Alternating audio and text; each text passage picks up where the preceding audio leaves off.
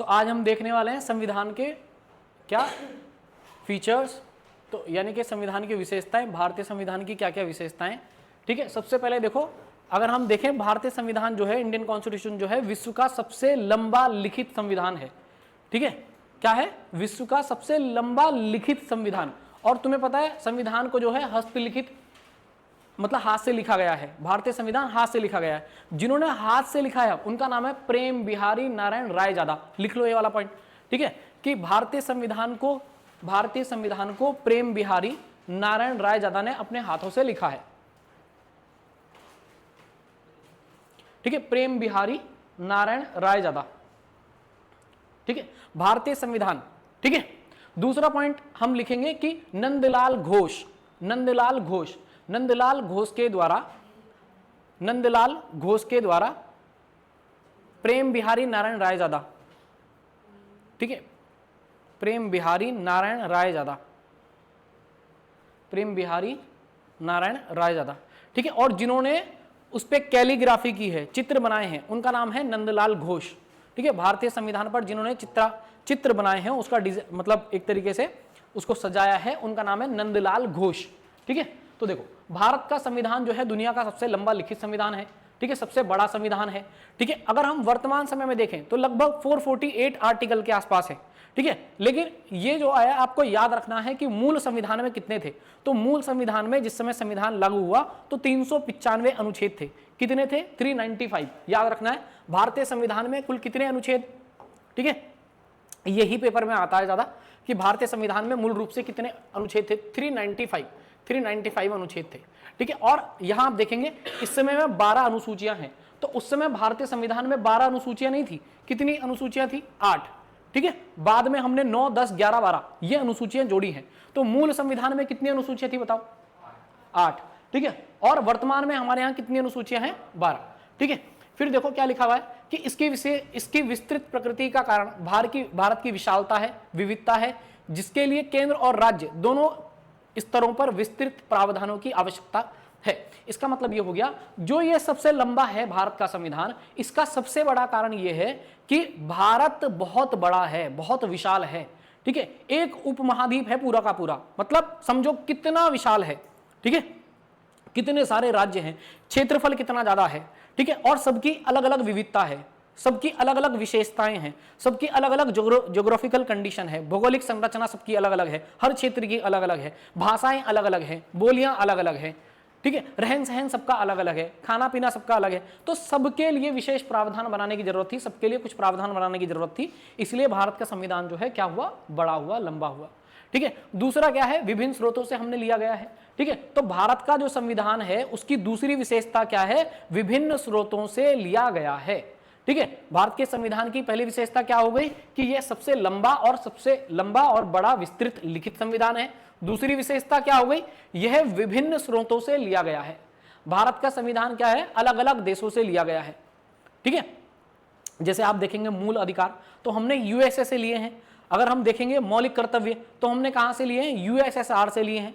ठीक है, डीपीएसपी राज्य के नीति निदेशक तत्व जो हैं वो हमने आयरलैंड से लिए हैं। तो अलग अलग स्रोत से, मतलब अलग अलग देश से अलग अलग हमने प्रावधान लिए हैं। तो ये हमारे देश की क्या है? विशेषता है। ठीक है, फिर उसके बाद देखो अगला पॉइंट आपको देखने को मिल रहा है कि कठोरता और लचीलेपन का मिश्रण। ठीक है, कठोरता और लचीलेपन का मिश्रण। ठीक है, फ्लेक्सिबिलिटी और रिजिडिटी का क्या है? मिश्रण है, मिक्सचर है। तो अगर आप देखेंगे तो भारत संविधान ना तो बहुत ज्यादा कठोर है, ठीक है, इतना कठोर नहीं है कि आप छोटी सी भारत के संविधान में कोई आप छोटा सा भी प्रावधान नहीं कर सकते, इतना कठोर भी नहीं है, और इतना लचीला भी नहीं है कि आप कुछ भी इसमें कर सकें, ऐसा कुछ नहीं है। ठीक है, तो इन दोनों का मिश्रण है। समय समय पे भारतीय संविधान कठोर है और समय समय पे आवश्यकता अनुसार लचीला है। ठीक है, तो क्या है? भारत का संविधान, तीसरी विशेषता क्या हो गई? भारत का संविधान कठोर और लचीलेपन का मिश्रण है। ठीक है, भारत के संविधान क्या है? कठोर भी है और लचीला भी है।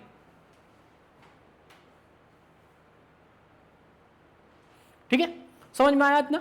फिर अगला पॉइंट आप देख रहे हो, मतलब इसी में लिखा हुआ है कि देखो कुछ प्रावधान भारत के संविधान के ऐसे हैं जिनमें केवल संसद को साधारण बहुमत की आवश्यकता होती है। साधारण बहुमत यानी कि लोकसभा से 50% प्लस 1 मेजोरिटी के साथ और राज्यसभा से 51 प्लस मेजोरिटी के साथ पास हो जाएगा और वो प्रावधान हो जाएगा, मतलब कोई भी प्रोविजन करना चाहेंगे वो हो जाएगा। लेकिन कुछ में क्या है, संसद के साथ साथ राज्यों में भी अनुमति की आवश्यकता होती है। इसका मतलब ये हो गया कि वो विधेयक राज्यों में भी पास हो, यानी कि राज्य भी उसमें परमिशन दें। अगर वो राज्य संसद में तो पास होगा ही होगा, जैसे मैं आपको कई चीजें समझा चुका हूं, जैसे मैंने आपको बताया था कि भाई बिल और एक्ट में क्या अंतर है, तो आप नहीं देख रहे थे क्योंकि शुरुआती है तो बहुत ज्यादा समझ में आपको नहीं आएगा, ठीक है। तो जैसे आप क्या देख रहे थे कि लोकसभा, राज्यसभा, फिर प्रेसिडेंट, ऐसे ही जाता था कोई भी बिल। तो लोकसभा राज्यसभा के साथ साथ वो कह रहा है कि कुछ ऐसे प्रावधान भी हैं जिनमें राज्यों के यहां भी पास होना जरूरी है, ठीक है। तो इसलिए ये कठोरता और नम्यता का मिश्रण है। मतलब नम्यता क्या हो गई, यानी कि सरलता क्या हो गई, लचीलापन क्या हो गया कि पार्लियामेंट खुद चाहेगी तो क्या कर लेगी, संशोधन कर लेगी, ठीक है। खुद अगर चाहेगी तो लोकसभा राज्यसभा से संशोधन कर लेगी। लेकिन कुछ ऐसे प्रावधान होंगे कि संसद में तो होंगे ही होंगे, साथ साथ वो जो विधेयक है वो कहां पास हो रहा होगा, राज्यों की विधानसभाओं में, यानी कि राज्य भी उसमें अनुमति दे रहे होंगे। तो ये कठोरपन हो गया, ठीक है। दूसरा क्या है, संघीय प्रणाली लेकिन एकात्मक झुकाव के साथ, ठीक है।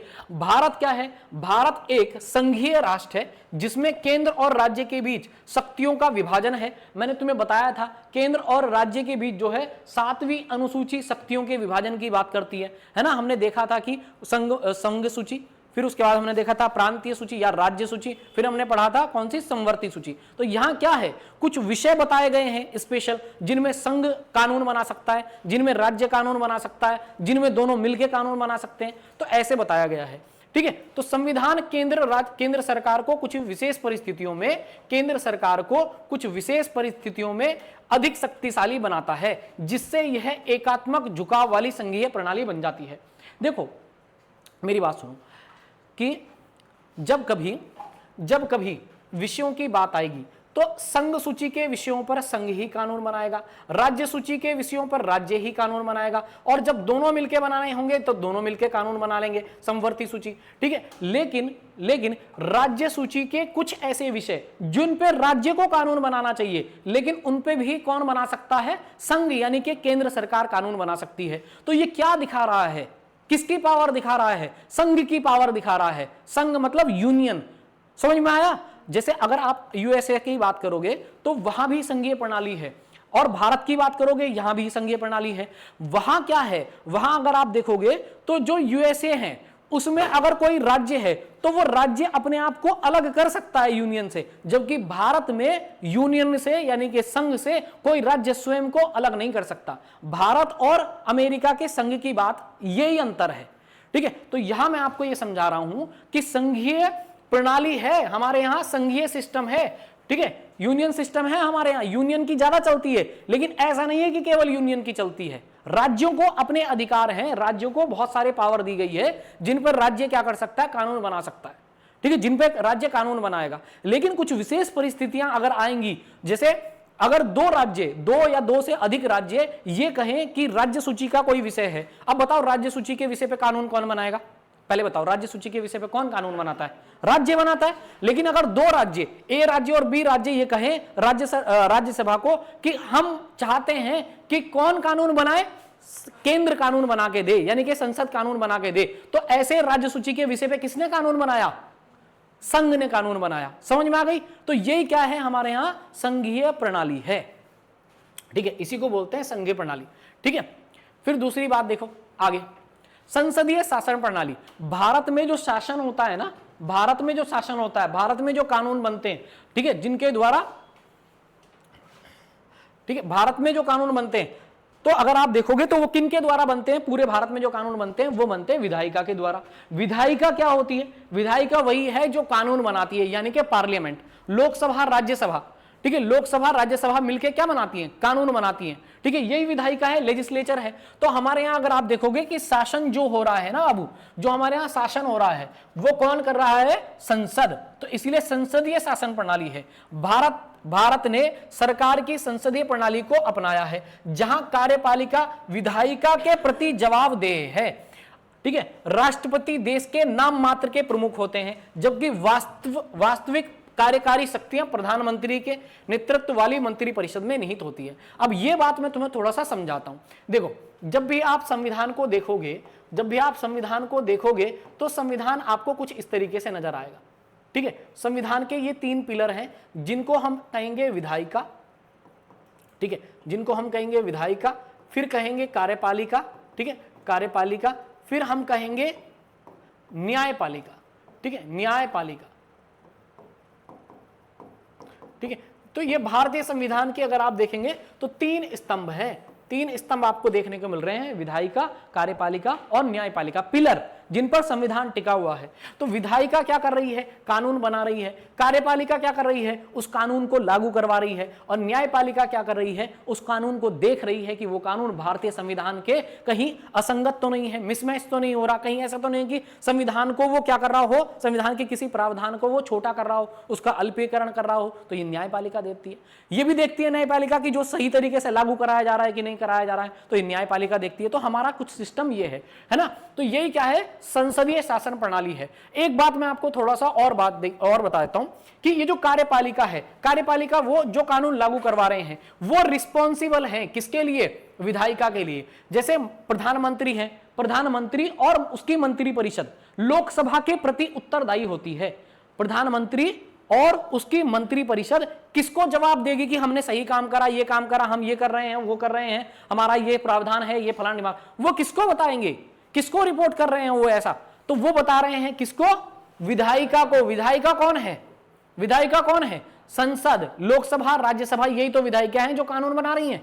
तो इसलिए आप देख रहे हो किसी एक के हाथ में सारी पावर नहीं है, किसी एक के हाथ में भी सारी पावर नहीं है। एक बात और आपको यहां देखने को मिल रही है कि राष्ट्रपति जो है वो, अगर आप देखोगे, राष्ट्रपति जो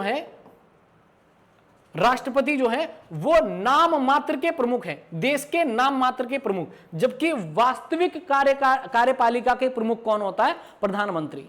ठीक है, कौन होता है? प्रधानमंत्री। यानी कि बहुत सारे डिसीजन जो हैं वो राष्ट्रपति ले सकते हैं, ठीक है, लेकिन राष्ट्रपति स्वयं कार्यपालिका के बहुत सारे निर्णय स्वयं से नहीं ले सकते, वो प्रधानमंत्री और मंत्री परिषद से सलाह करने के बाद ले सकते हैं।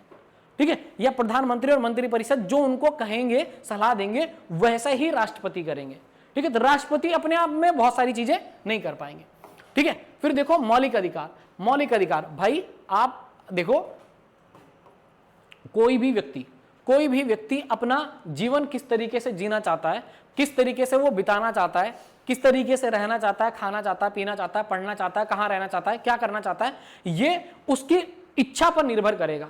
ठीक है, तो कोई व्यक्ति अपना जीवन गरिमामय पूर्ण बिता सके, उसके लिए जो उसको अधिकार मिले हैं वो आपके मौलिक अधिकार हैं। और संविधान में मौलिक अधिकार भाग 3 में दिए गए हैं। ठीक है, भारत के संविधान में अगर आप बात करोगे तो मौलिक अधिकारों की संख्या 6 है। ठीक है, पहले ये कितने थे? 7 थे। ठीक है, कितने थे? 7। एक संविधान में अगर आप देखेंगे तो संपत्ति का जो अधिकार था वो हमने हटा दिया था। ठीक है, कौन सा अधिकार हमने हटाया था? संपत्ति का अधिकार, राइट टू प्रॉपर्टी हमने हटा दिया था। तो मौलिक अधिकार संविधान के भाग 3 में है। सभी नागरिकों को 6 मौलिक अधिकार दिए गए हैं। इनमें से समानता का अधिकार, स्वतंत्रता का अधिकार, शोषण के विरुद्ध अधिकार, धर्म की स्वतंत्रता का अधिकार, सांस्कृतिक और शैक्षिक अधिकार, संवैधानिक उपचारों का अधिकार, ये 6 अधिकार हैं बाबू, लिखे हुए हैं। ये अधिकार सरकार की मनमानी कार्रवाई पर रोक लगाते हैं और नागरिकों की स्वतंत्रता की रक्षा करते हैं। एग्जाम्पल के लिए अगर मैं कहीं केरल घूमने जाऊं और केरल में मेरे साथ ये भेदभाव हो कि भाई तुम उत्तराखंड के हो, तुम यहां क्या करने आ रहे हो, ठीक है, तो आर्टिकल 19 का क्लॉज डी कह रहा है कि कहीं भी अबाध रूप से आप क्या कर सकते हैं? विचरण कर सकते हैं, ठीक है, घूम सकते हैं। तो केरल नहीं रोक सकता, क्यों? क्योंकि मैं भी क्या हूं? भारत का नागरिक हूं और केरल के लोग भी क्या है? भारत के नागरिक हैं। ठीक है, तो समझ में आया मौलिक अधिकारों की रक्षा कौन करता है? मौलिक अधिकारों की रक्षा कौन करता है? संरक्षक कौन है? Supreme court. कौन है? सर्वोच्च न्यायालय, उच्चतम न्यायालय हम जिसे कहते हैं। ठीक है, समझ में आया? मौलिक अधिकारों का संरक्षक कौन है? Supreme court. ठीक है, तो ये थोड़ा सा याद रखेंगे। कहां से लिए हैं हमने? यूएसए से मौलिक अधिकार हमने लिए हैं। ठीक है,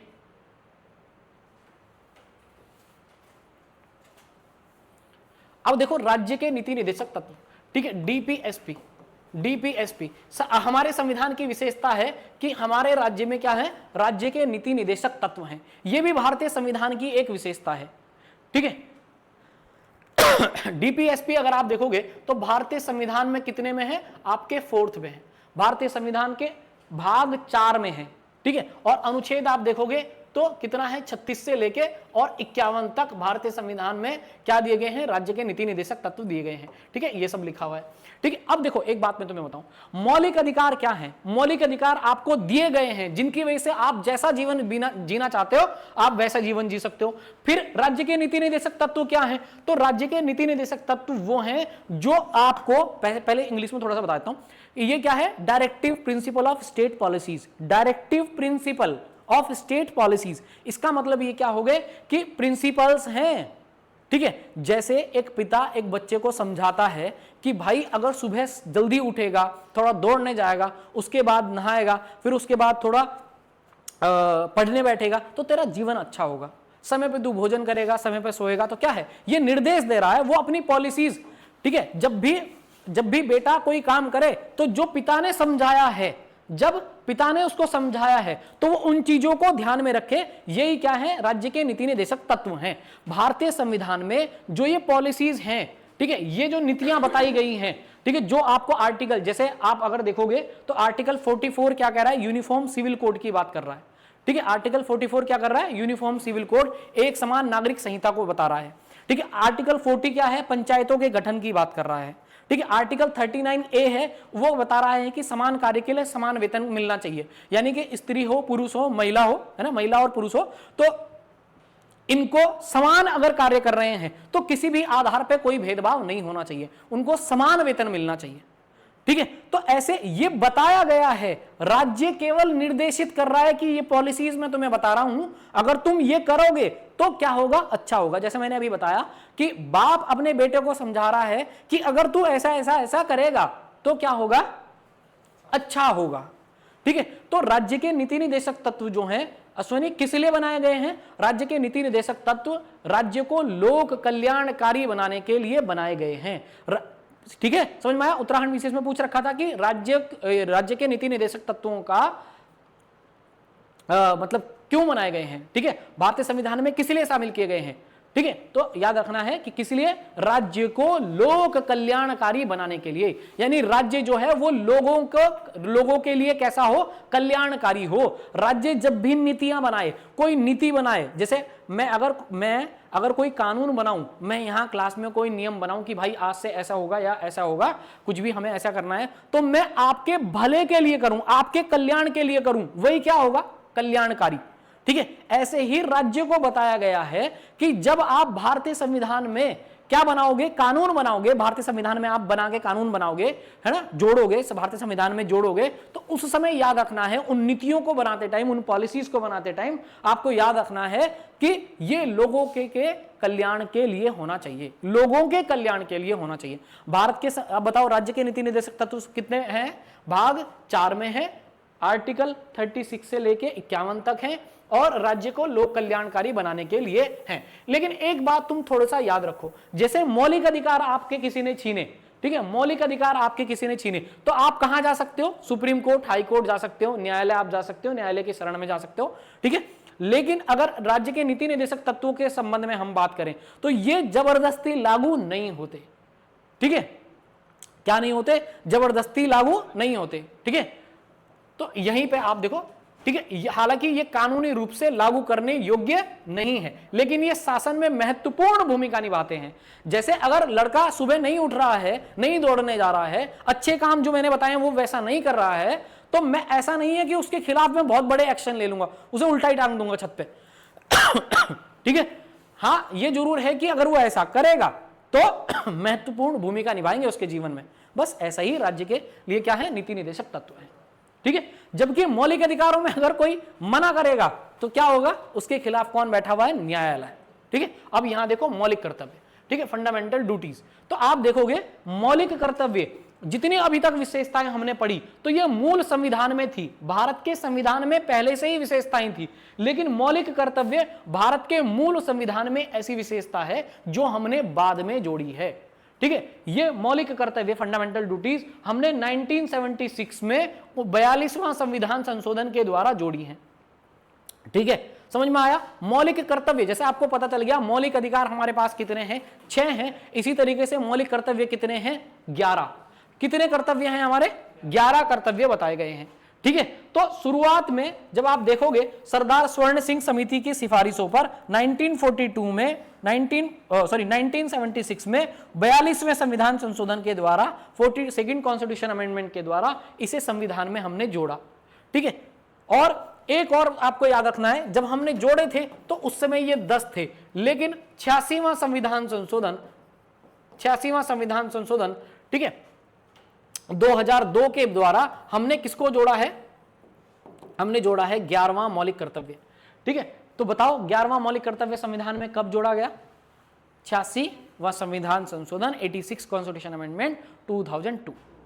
ठीक है, ये क्या कह रहा है, मौलिक कर्तव्य क्या कह रहे हैं, मौलिक कर्तव्य जैसे अभी मैंने आपको बताया, आपने पिता से अधिकार तो मांग लिए कि मैं कहीं भी घूम सकता हूं, मैं कहीं भी रह सकता हूं, मैं कुछ भी कर सकता हूं, कोई भी रोजगार अपना सकता हूं, मैं कभी भी सो सकता हूं, फलाना दिमागा, ये सब। ठीक है, लेकिन आपकी ड्यूटी नहीं बनती क्या, आपके कोई कर्तव्य नहीं बनते क्या घर के लिए, जो आपके कर्तव्य बनते हैं वही क्या है, मौलिक कर्तव्य हैं। ठीक है, जैसे किसी देश में रह रहे हैं भाई, उस देश की जो स्मारक है, ठीक है, महत्वपूर्ण स्मारक हैं, मॉन्यूमेंट्स हैं, उनका ध्यान रखें, उनका रख रखाव करें। जब राष्ट्र में बुलाए तो हम जाएं, ठीक है, राष्ट्र के आह्वान पर हम जाएं, राष्ट्र की एकता, अखंडता, संप्रभुता का हम क्या करें, हाँ ठीक है, उसका पालन करें।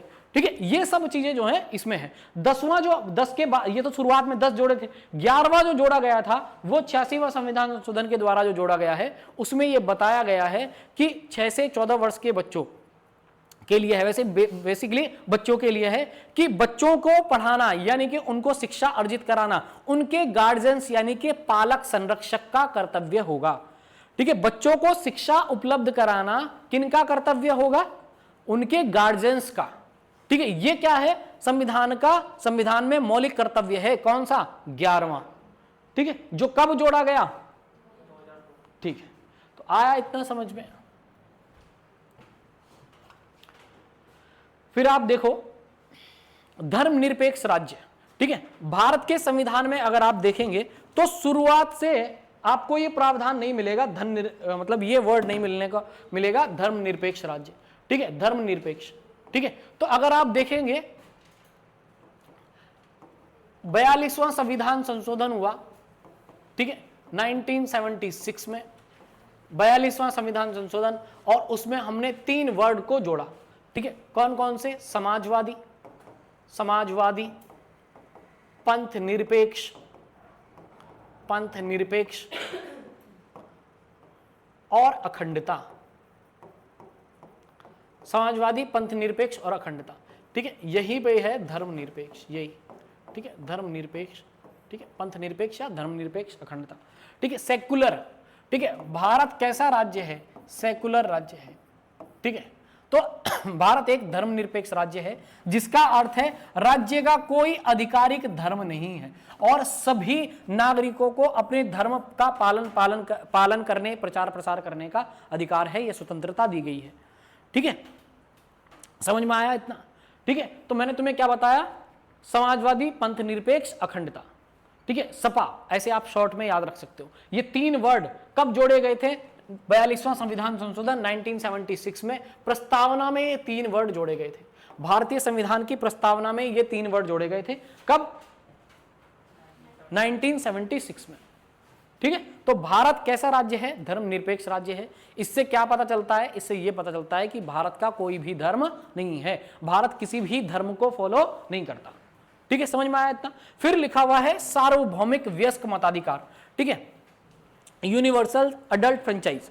ठीक है, ठीक है, अगर आप देखेंगे तो हाँ, भारत में कहीं भी, ठीक है, कहीं भी आप कोई रहो, भारत का कोई नागरिक है तो उसे वोट देने का अधिकार है। अब देखो एक बात यहां इंपॉर्टेंट याद रखेंगे कि 21 वर्ष, पहले क्या थी, 21 वर्ष थी आयु। ठीक है, कितनी थी, 21 वर्ष। ठीक है, और अब वोट डालने की जो न्यूनतम आयु कर दी गई थी वो कितने साल कर दी गई थी, 18। ठीक है, वोट डालने की न्यूनतम आयु कितनी, 18।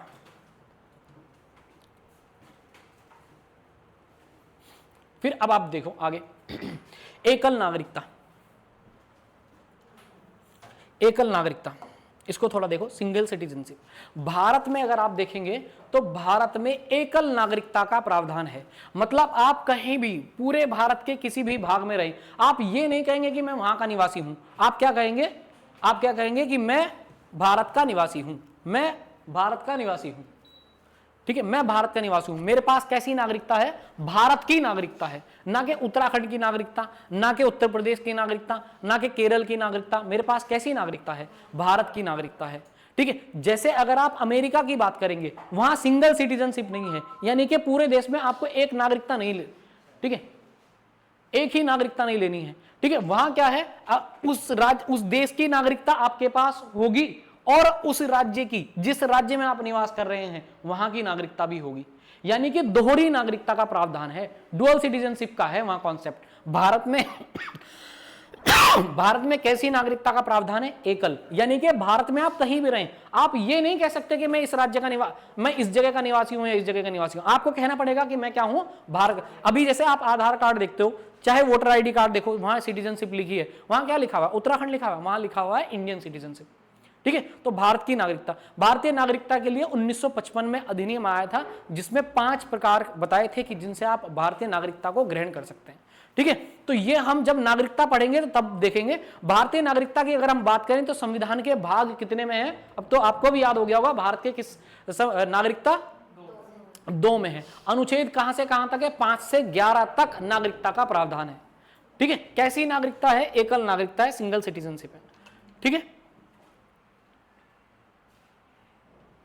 भारत में कैसी न्यायपालिका है, भारत की अगर हम न्यायपालिका की बात करें तो भारत में स्वतंत्र न्यायपालिका है, इंडिपेंडेंट है, ठीक है। क्यों है इंडिपेंडेंट, मैं तुम्हें थोड़ा सा समझा देता हूं, ठीक है भाई। भारत में अगर आप देखेंगे ना तो एक सुप्रीम कोर्ट या हाई कोर्ट के जज को हटाने के लिए जो प्रोसीजर है वो पार्लियामेंट से और एक कमेटी से होकर गुजरता है, और इतना जटिल प्रोसीजर है जिसे कोई भी सरकार कभी नहीं करना चाहेगी, ठीक है। तो इसलिए वो क्या है, इंडिपेंडेंट है, ठीक है, स्वतंत्र हैं, वो अपने विचार जो है स्वतंत्र रूप से रखते हैं, ठीक है, क्योंकि डरते नहीं हैं, निष्पक्ष तभी तो करेंगे भाई। मैं डरूंगा अगर किसी से तो मैं अपने विचार कैसे रख पाऊंगा, मैं किसी को दंड दे सकता हूं, फिर मैं किसी के बारे में बोल सकता हूं, अगर मैं न्यायपालिका में हूं नहीं बोल पाऊंगा, क्योंकि मुझे डर रहेगा कि यार मुझे कोई नौकरी से ना हटा दे, कोई मेरे ऊपर केस ना लगा दे या कुछ ना कर दे, मैं तभी तो मेरी सैलरी ना कट जाए, ये सब चीजों के ये सब सोचूंगा मैं।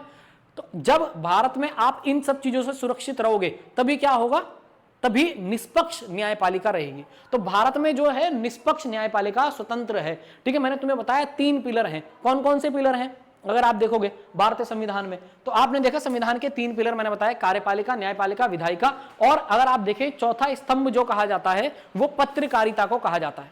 किसको कहा जाता है, पत्रकारिता, जर्नलिज्म को कहा जाता है, ठीक है, चौथा स्तंभ, ठीक है, 4th पिलर, ठीक है। यहां थोड़ा सा देखो, भारतीय संविधान एक स्वतंत्र न्यायपालिका की स्थापना करता है जो कार्यपालिका और विधायिका के हस्तक्षेप से मुक्त है, ठीक है। न्यायपालिका को संविधान की व्याख्या करने और कानूनों की संवैधानिकता की समीक्षा करने का अधिकार है। जैसे आप, अगर मैं आपको बताऊं थोड़ा सा, आर्टिकल 13 जो है, आर्टिकल 13 जुडिशियल रिव्यू की बात करता है, ठीक है।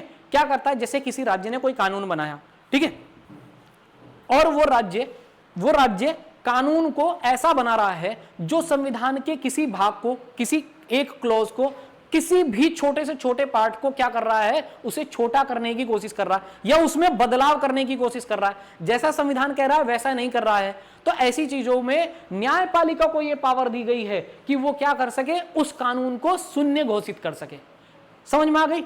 यानी कि अगर मान लो कोई सरकार ने कोई ऐसा कानून बना दिया कि, जैसे एग्जाम्पल के लिए मैंने अभी बताया था, मैं गया कि केरल में गया और केरल की विधानसभा में जो है, केरल की विधानसभा ने एक कानून बना दिया कि भाई यहां कोई जो है केरल के अलावा व्यक्ति जून जुलाई अगस्त के महीने में घूमने में नहीं आएगा, या तमिलनाडु ने कोई ऐसा कानून बना दिया, ठीक है, पार्लियामेंट में ऐसा कोई कानून बना दिया, पार्लियामेंट में तो बना नहीं सकते, राज्य में कोई ऐसा कानून बना दिया, तो उसको हाई कोर्ट क्या करेगा, उस कानून को रिव्यू कर रहा होगा।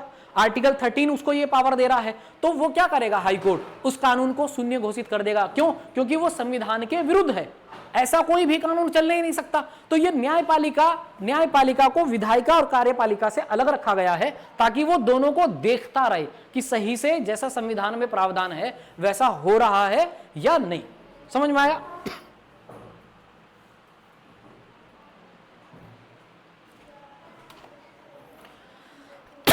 फिर देखो आपातकालीन प्रावधान।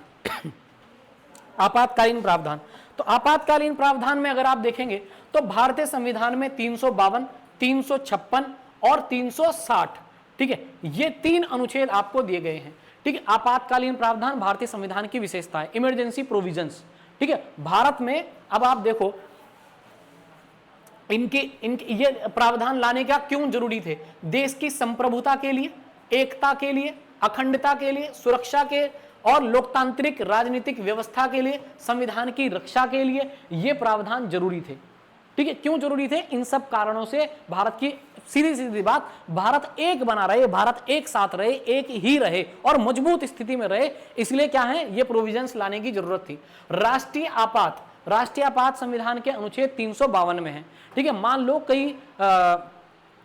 किसी देश पे जो है कई सारे देशों ने क्या कर लिया, एक साथ हमला कर दिया, ऐसी स्थिति में क्या लगाया जाएगा, राष्ट्रीय आपात।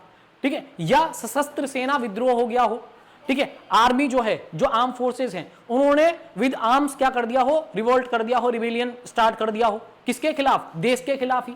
ठीक है, तो ऐसी स्थिति में क्या लगाया जाएगा, राष्ट्रीय आपात।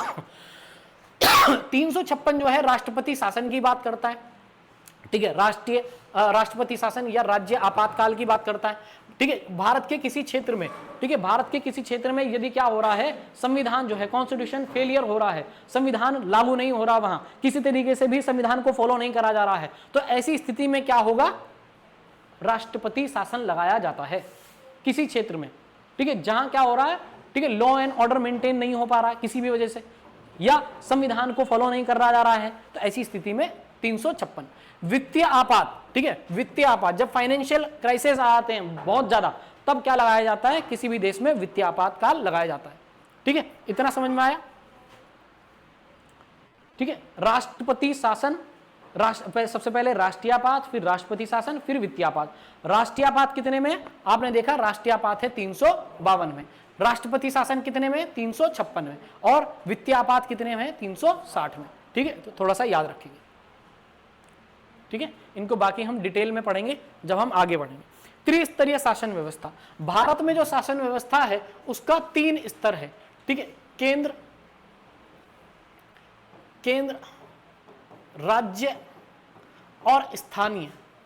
ठीक है, ये शासन व्यवस्था है भारत में। अगर आप देखेंगे तो 73वां संविधान संशोधन हुआ 1992 में, जिसके द्वारा पंचायत जो है, ग्राम पंचायतें जो हैं, उनको क्या दिया गया, संवैधानिक दर्जा दिया गया और 11वीं अनुसूची जोड़ी गई।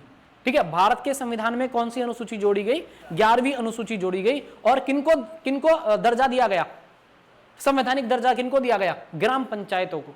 ठीक है, ग्राम पंचायतों को 29 सब्जेक्ट ऐसे दिए गए, 29 ऐसे विषय दिए गए जिन पे ग्राम पंचायतें क्या लगा सकती हैं, कानून बना सकती हैं। जैसे अगर गांव में कोई मेला लग रहा है, स्थानीय मेला है, तो स्थानीय मेले पे गांव के द्वारा, ग्राम पंचायत के द्वारा क्या लगाया जा सकता है, टैक्स लगाया जा सकता है। तो ये पावर किसको दी गई, गांव को दी गई। स्थानीय स्वशासन, लोकल सेल्फ गवर्नमेंट, भाई ये मैं तय करूंगा ना, केंद्र सरकार कैसे तय कर लेगी, उसको कैसे पता होगा कि इनकी ज्यादा सड़क जरूरी है, कि इनको स्कूल ज्यादा जरूरी है। ठीक है, ये तो गांव के लोगों को पता होगा कि भाई सड़क ज्यादा अच्छी है, अभी खराब नहीं हुई, हमें क्या करना चाहिए, स्कूल पे ज्यादा ध्यान देना चाहिए। तो स्थानीय स्वशासन, जब हमारे हाथ में पावर होगी तो हम मर्जी करेंगे तो स्कूल बनवाएंगे, हमारा मन मर्जी होगा तो हम सड़क बनवाएंगे। स्थानीय स्वशासन, लोकल सेल्फ गवर्नमेंट की बात हुई, 11वीं अनुसूची जोड़ी गई, ग्राम पंचायतों से संबंधित है। ग्राम पंचायतों को 29 ऐसे सब्जेक्ट बनाए गए जो कानून बनाने के लिए ग्राम पंचायतों को दिए गए। इसी तरीके से 12वीं अनुसूची के लिए 74वां संविधान संशोधन हुआ। कौन सा हुआ, 74वां संविधान संशोधन, जिसके द्वारा क्या हुआ, 74वें संविधान संशोधन के द्वारा 1992 में नगर पालिकाओं को संवैधानिक दर्जा दिया गया। ठीक है, संवैधानिक दर्जा किसको दिया गया, नगर पालिकाओं को, और एक भाग 9 में इसको जोड़ा गया और 12वीं अनुसूची जोड़ी गई। ग्राम पंचायतों के लिए 11वीं अनुसूची, नगर पालिकाओं के लिए 12वीं अनुसूची, म्युनिसिपल कॉर्पोरेशंस। ठीक है, 12 है ना शेड्यूल्स।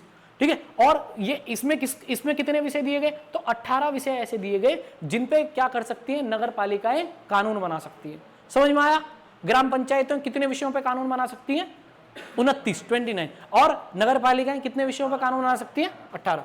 ठीक है, यहां भी देखो, जो अभी मैंने थोड़ी देर पहले बताया था कि अनुच्छेद 40 क्या कह रहा है, ग्राम पंचायतों के गठन का प्रावधान करता है, और ये गांधीवादी सिद्धांत है। गांधीवादी, समाजवादी, उदारवादी सिद्धांत आप तब पढ़ोगे जब आप पढ़ोगे राज्य के नीति निर्देशक तत्व, तब मैं आपको समझाऊंगा। भारत में किस प्रकार की शासन व्यवस्था है? त्रिस्तरीय शासन व्यवस्था है। केंद्र सरकार से राज्य सरकार, राज्य सरकार से स्थानीय। ठीक है, इन्होंने कुछ योजना दी, फिर इनकी योजना यहां तक स्थानीय रूप से आएगी। ठीक है,